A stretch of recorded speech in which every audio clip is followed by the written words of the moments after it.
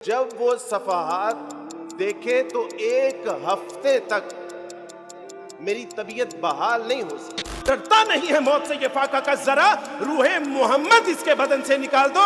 اصل معاملہ یہ ہے کہ وہ ہم کو ڈی سینسیٹائز کرنا چاہتے ہیں۔ ہم کسی ایسے عدالت کے فیصلے کو نہیں مانتے، ہم بوٹ کی ٹھوکر پہ رکھتے ہیں۔ پچھلے 3 دن رات کو اچانک 2:30-3 بجے اٹھتا ہوں، ڈر جاتا ہوں کہ کہیں ابھی اللہ کے یہاں سے آگ کا عذاب نہ نازل ہو جائے، پتھروں کا عذاب نہ نازل ہو جائے۔ آج اگر ہم نے یہ عذاب کو نہ روکا تو بعید نہیں ہے کہ اسی سیلاب کے اندر ہمارے بچے بھی بہہ جائیں۔ نحمدہ و نصلی علی رسولہ الکریم، اما بعد، اعوذ باللہ من الشیطان الرجیم، بسم اللہ الرحمن الرحیم۔ قال اللہ سبحانہ وتعالی فی القرآن المجید، فی القرآن الحمید، انا آتیناک الکوثر وصل لربک وانحر ان شانئک هو الابتر۔ صدق اللہ العظیم۔ رب اشرح لی صدری ویسر لی امری واحلل عقدۃ من لسانی یفقہوا قولی، ربی زدنی علما، آمین یا رب العالمین۔ معزز حاضرین کرام، دین اسلام میں جس طرح اللہ سبحانہ و تعالیٰ کے بعد کوئی عبادت کے لائق نہیں ہے، محمد صلی اللہ علیہ وسلم کے بعد کوئی نبی نہیں ہے، اور کتاب اللہ کے بعد کوئی کتاب ہدایت نہیں ہے، بالکل اسی طرح اس امت کے بعد کوئی بہترین امت بھی نہیں ہے کہ جن کے یہاں اسلام قبول کر کے جو پیچھے سے لوگ آتے ہیں، یہ امت ان کو اپنے آگے لا کے کھڑا کر دیتی ہے۔ معزز حاضرین کرام، واقعہ یہ ہے کہ اسلام قبول کرنے کے بعد غیر مسلموں میں دعوت و تبلیغ کے کام میں لگے ہوئے تھے۔ 2013 اور 2014 میں پہلی بار واقعہ یہ سامنے آتا ہے کہ کوئی بینسا، موچی، مولوی کلہاڑا، یہ کچھ ایسے آئی ڈیز ان ناموں کے ساتھ چلائے جا رہے تھے کہ جو صریحاً رسول اللہ صلی اللہ علیہ وسلم کی شاعر اللہ کی گستاخی کر رہے تھے۔ ان کے خلاف رپورٹ ہوتی ہے، اور چونکہ یہ تعداد میں کم تھے، پکڑے گئے۔ پورا سیکولر لبرل ایتھیزم، پورا یورپ ان کی حمایت کے لیے جب امڑ پڑتا ہے تو قانون کے ہونے کے باوجود ان کو آزاد کیا جاتا ہے۔ 16-17 میں ان کو باہر لے کے جایا جاتا ہے، اور باہر جا کے نہ صرف یہ کہ یہ سازشیں کرنا بند نہیں ہو جاتے، بلکہ اب یہ سازشیں منظم انداز میں کرنا شروع کر دیتے۔ 18 میں پتہ چلتا ہے کہ ہمارے ایک دوست وہ کہتے ہیں کہ عبدالوارث بھائی، میں آپ کو ایک میل کر رہا ہوں، ذرا یہ میل دیکھیے گا، اس میں کس قدر رسول اللہ صلی اللہ علیہ وسلم کی گستاخی ہو رہی ہے۔ اور جب وہ صفحات دیکھے تو ایک ہفتے تک میری طبیعت بحال نہیں ہو سکی۔ اس گستاخی کی نوعیت یہ تھی کہ اللہ، رسول اللہ، مقدسات، صحابہ کرام، امہات المومنین اور قرآن مجید کی آیات کو جسم کے گندے اعضاء کے مقامات پر لکھا ہوا۔ مختلف اداروں سے رابطہ کرنے کے بعد انہوں نے کہا کہ آپ ان نمبروں پہ اطلاع دیجئے۔ ان نمبروں پر اطلاع دی، لیکن کچھ نہیں ہوا۔ 2019 میں پھر مجھے ایک دوست نے کہا کہ عبدالوارث بھائی، اب یہ سوشل میڈیا پہ گند بڑھتا جا رہا ہے۔ اس کے حوالے سے ہم نے FIA میں رابطہ کیا۔ 2019 اور 20 گزر جاتا ہے، لیکن FIA اس پہ کوئی عمل درآمد نہیں کرتا۔ وہ کہتے ہیں ہمارے پاس اس طرح کے افراد کو پکڑنے کے لیے انسٹرومنٹ نہیں ہے، ہمارے پاس وہ ایپ نہیں ہے، سافٹ ویئر نہیں ہے کہ جس کے مطابق جو ہے وہ ان کے خلاف کارروائی کی جا سکے۔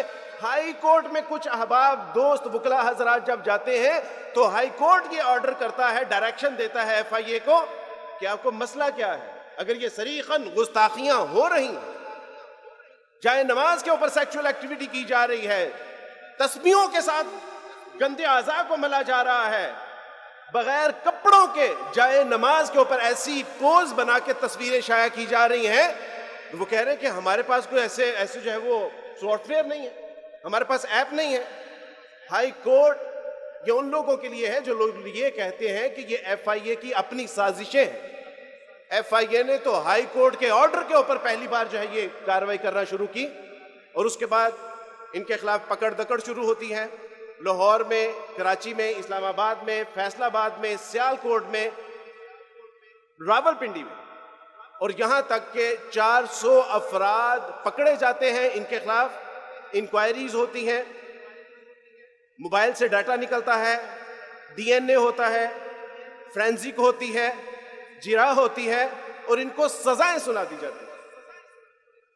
آج ہمارا دیندار طبقہ، جہاں میں علامہ صاحب کو مبارکباد دینا چاہتا ہوں، وہاں علماء اکرام سے میں یہ شکایت بھی کرنا چاہتا ہوں کہ اتنی تاخیر کر دی ہے کہ پورا پاکستان اس غلط فہمی میں مبتلا ہے کہ یہاں کوئی بلاسفیمی بزنس گینگ کام کر رہا ہے، جبکہ علامہ صاحب اس بات کے گواہ ہیں کہ 2023 میں علامہ صاحب کے پاس یہ تمام شواہد لے کے گیا تھا کہ علامہ صاحب یہ ہو رہا ہے، لیکن علماء اکرام کہہ رہے تھے کہ بالکل کام کرتے رہیں لیکن اس کو پبلسائز نہ کریں، کیونکہ ہماری عوام اتنی باولی ہے کہ یہ اتنی کیوریوسٹی میں مبتلا ہو جاتی ہے کہ کیا ہو رہا ہے، کہاں ہو رہا ہے، کس طرح کا ہو رہا ہے اور کون کر رہا ہے۔ جب اس کو دیکھنے کے لیے جائیں گے تو اس گند کے اندر یہ مبتلا ہو جائیں گے۔ اس لیے علماء اکرام یہ کہتے رہے کہ اس کو پبلسائز نہیں کرنا، آپ اپنے کام کرتے رہیں۔ اور اچانک 2024 جنوری میں ایک نیشنل ادارہ جو ہمارا قومی ادارہ ہے، اس کی ایک اسپیشل برانچ کی رپورٹ لیک ہوتی ہے، اور اس رپورٹ کو ایک بیانیہ بنا کر پیش کیا جاتا ہے کہ کوئی ایسا گینگ ہے جو کام کر رہا ہے۔ یہ 2024 سے پہلے کہاں تھے؟ ہمارے پاس ایسے ملزموں کے والدین کی، مجرموں کے والدین کے ایسے معافی نامے ہیں کہ جس میں انہوں نے لکھ کے دیا ہے کہ ہاں ہمارے بچوں سے یہ غلطی ہوئی ہے، ہم اس کو تسلیم کرتے ہیں، ہم معافی نامہ لکھ کے دیتے ہیں، آپ کوئی معافی کی صورت نکالیے۔ جب علماء کرام سے بات کی تو انہوں نے کہا کہ یہ معافی کی کوئی صورت نہیں ہے، اس میں ہم بے عمل ہو سکتے ہیں، ہم کمزور ہو سکتے ہیں، بے غیرت نہیں ہو سکتے ہم، اور وہ 29 نہیں جن کا ہم بار بار تذکرہ کر رہے ہیں کہ 29 قرآن جس کے اوپر ایجیکولیشن ہے، انسانی گندا مادہ جس کے اوپر پڑا ہوا ہے، 29 نہیں ہے۔ یہ 3 دن پہلے کا واقعہ ہے، آپ پتہ کر لیجئے۔ جڑا والا میں 3 قرآنوں کے اندر گند لگا کے ان کو بند کر کے ان کو الماریوں کے اندر رکھا ہوا ہے، اور انتظامیہ نے اس معاملے کو دبانے کی کوشش کی۔ انہی دنوں میں سمندری روڈ کے اوپر ایک گاؤں ہے، اس گاؤں کے اندر بھی سیم یہی واقعہ ہوا ہے کہ اس قرآن کے اندر کسی نے گند کر کے اس کو بند کر کے رکھا ہوا، اور ساتھ میں قرآن مجید کے صفحات کے ساتھ وہ گند صاف کر کے وہ مسجد میں بکھرا ہوا ہے۔ یہ 29 وہ ہیں جو F I A cyber crime نے ایویڈنس کے طور پہ رکھے ہیں، نہ جانے کتنے۔ آج کا مسلمان ہم سے یہ پوچھتا ہے کہ کیا مسلمان اس طرح کی گستاخی کر سکتا ہے؟ مجھے آپ بتائیں کہ مرزا غلام احمد قادیانی مسلمانوں کا بچہ نہیں تھا؟ تسلیمہ نسرین مسلمانوں کی بچی نہیں تھی؟ سلمان رشدی مسلمانوں کا بچہ نہیں تھا؟ کر سکتا ہے۔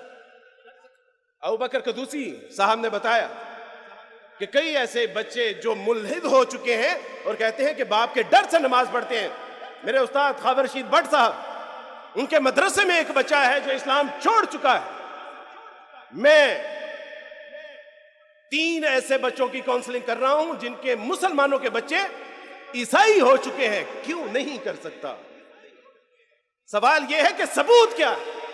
اگر آپ کو لگتا ہے مدارس میں، مساجد میں ہماری بڑی بڑی جماعتوں کے لوگ، ایک ختم نبوت کی سب سے بڑی جماعت جو یہاں پہ تائید کر کے گئے ہیں، انہی کے نچلی سطح کے لوگ کہہ رہے ہیں کہ یہ سب ڈرامے بازی ہو رہی ہے، آئیں ہمیں بھی تو بتائیں۔ پچھلے 3 دن رات کو اچانک 2:30 بجے اٹھتا ہوں اور ڈر جاتا ہوں کہ کہیں ابھی اللہ کے یہاں سے آگ کا عذاب نہ نازل ہو جائے، پتھروں کا عذاب نہ نازل ہو جائے۔ اپنے بچوں کی طرف دیکھتا ہوں تو آنکھ میں آنسو آ جاتے ہیں کہ اللہ آج اگر ہم نے یہ عذاب کو نہ روکا تو بعید نہیں ہے کہ اسی سیلاب کے اندر ہمارے بچے بھی بہہ جائیں۔ ہاں، کسی کو لگتا ہے کہ اس کا بچہ بچی، اس کا عزیز رشتہ دار ظلم و ستم کا شکار ہوا ہے، بتائیں۔ علامہ صاحب ایک کمیٹی اناؤنس کریں، علامہ صاحب اس کمیٹی کو اناؤنس کریں، ان سے آ کے ملے۔ ابھی 3 دن پہلے کی بات ہے، 12 لوگ، اب دکانیں چھپانے کی بات نہیں ہے، اب آپ ہمارے ساتھ ناراض ہو رہے تھے کہ کچھ اس میں معاملات غلط ہیں، ہم نے کہا بھیجیے 12 لوگ آئے اور جماعت الدعوہ کے ایک وکیل ہیں عبد الرحمان نقوی صاحب، ان کے والد بھی ایک کیس کے مدعی ہیں، جب ان کو آتے دیکھا تو وہ 12 کے 12 لوگ ایک ایک کر کے نکل گئے، ہمارے پاس فوٹیجز موجود، آئیں بتائیں کسی کو شک ہے، کسی کو ابہام ہے، کسی کو اشکال؟ آئیے بتائیے، ہم بیٹھنے کے لیے تیار ہیں اور اللہ کی قسم اس کے ساتھ کھڑے ہیں۔ لیکن جب یہ بات ہوگی کہ یہ 400 کے 400 یہ بے گناہ ہے، معصوم، وہ جو این جی اوز، وہ لبرل سیکولر، ان کو یہ 450 جنہوں نے اللہ اور اس کے رسول کی توہین کی ہے، یہ مظلوم تو نظر آتے ہیں، فلسطین کے مظلوم نظر کیوں نہیں آتے؟ وہ سندھ میں قحط میں مبتلا نظر کیوں نہیں آتے؟ وہ علماء کرام کے قتل ہوئے ان کے بے بس اور بے کس گھر والے کیوں نظر نہیں آتے؟ ان کے یتیم بچے اور بیوہ نظر کیوں نہیں آتی؟ ہاں، اگر ان کے حق میں آواز اٹھتی ہے تو ان کے کہ جو 450 لوگ اللہ اور اس کے رسول کی توہین کر کے بیٹھے۔ آخری بات، ہارون رشید رحمہ اللہ نے پوچھا تھا، انہوں نے امام سے پوچھا کہ امام،